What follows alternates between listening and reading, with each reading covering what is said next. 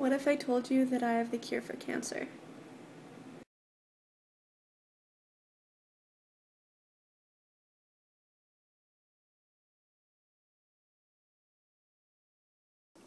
Hey everyone! I'm currently a student studying German New Medicine, and what I've learned is absolutely revolutionary, so I've made it my purpose in life to educate as many other people on the topic as I possibly can, which is why you're going to be learning it along with me.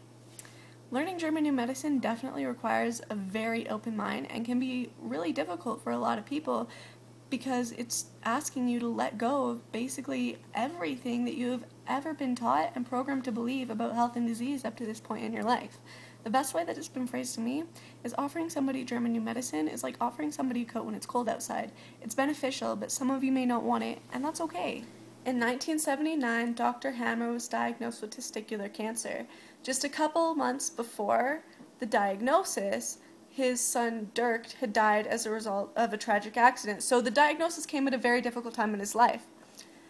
He was always a healthy man before that. He'd never been seriously ill, so he often wondered if his cancer could correlate between the emotional stress and the emotional pain from the loss of his son.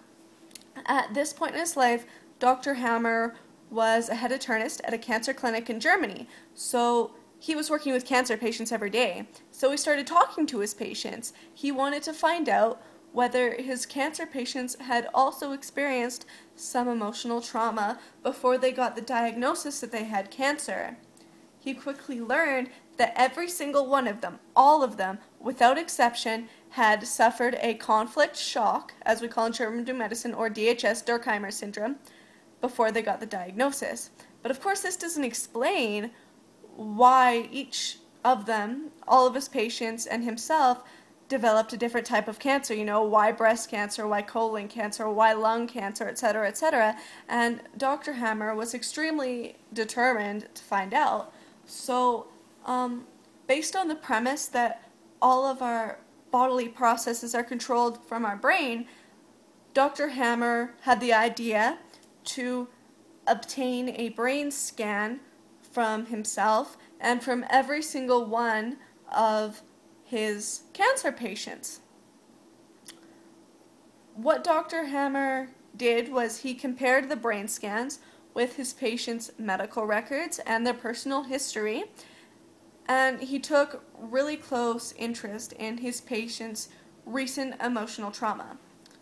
This is what Dr. Hammer found. I found it really intriguing.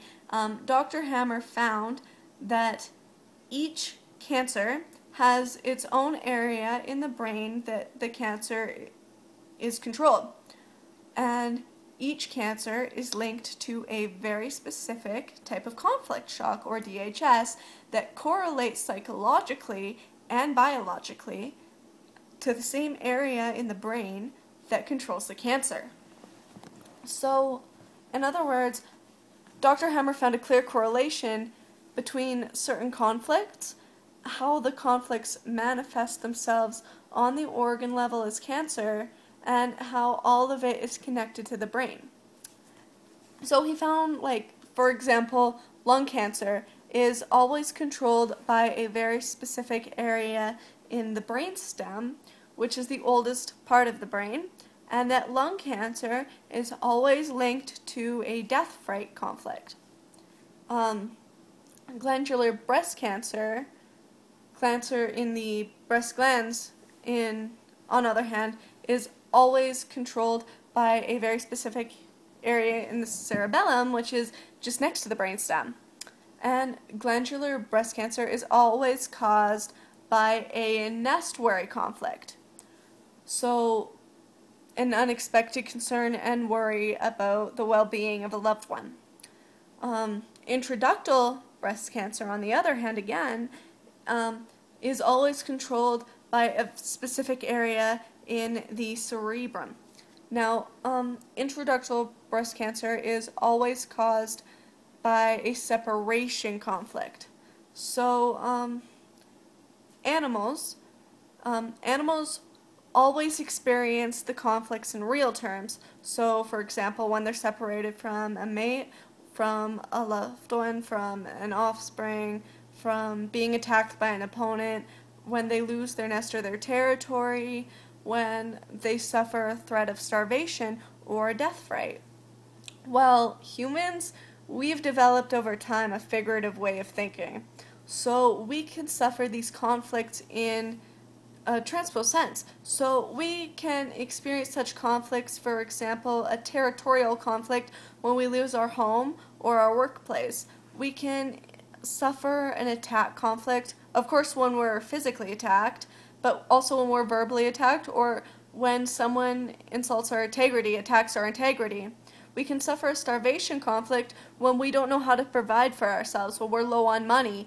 We can suffer a death threat conflict. A death threat conflict is most often from a diagnosis shock.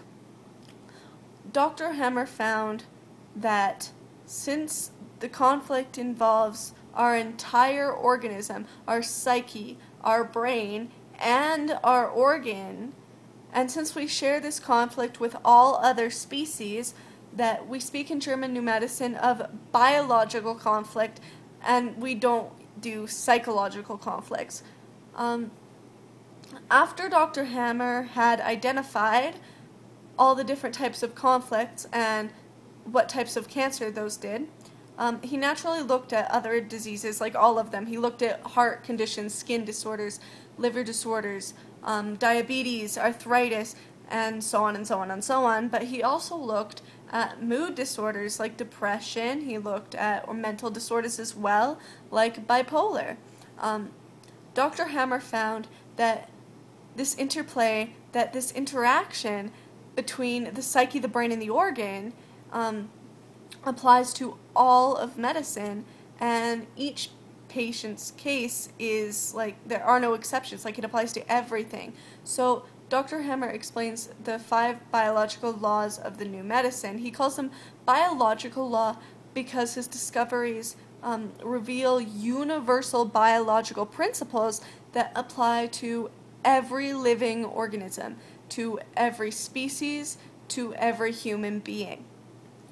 Dr. Hammer calls these discoveries biological laws because these biological laws reveal that diseases are not, as we perceive them to be, the result of a malfunctioning organ, but that diseases are instead meaningful biological processes which are comprehensible in the context of our evolution and how our organism has developed over time.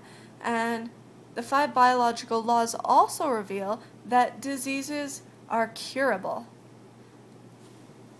Firmly tied into the science of embryology, Dr. Hammer provides the scientific evidence that we're all born with the capability to heal our own diseases, that the healing of our cancer and all other diseases is inherent in all of us. And this implies that we don't have to fear diseases, that we don't need to panic when we get cancer. As Dr. Hammer put it so well, many of us will at one time or another experience a conflict shock that creates cancer, but that's a normal part of life and not such a bad thing at all once one understands the principles of the 5 biological laws.